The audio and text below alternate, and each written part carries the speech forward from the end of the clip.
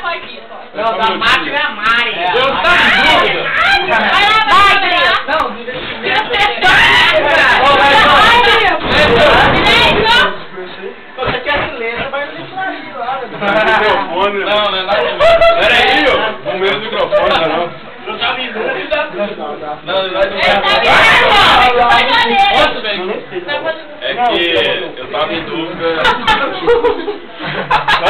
Realmente estava em dúvida se eu ia passar esse aniversário aqui, porque eu nunca passei longe da minha família.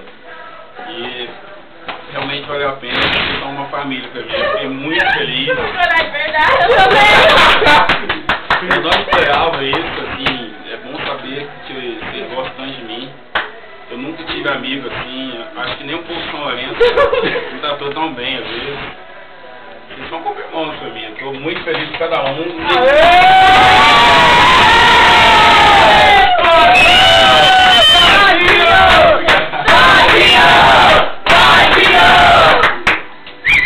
Flamengo!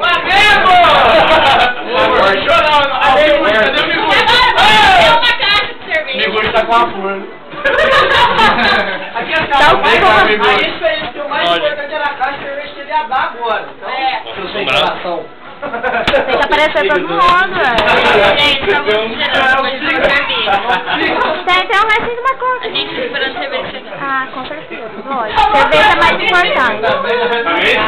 Nadão, sério? Tá encarado aí, velho. E ela vai apertar no bolo. Vai até.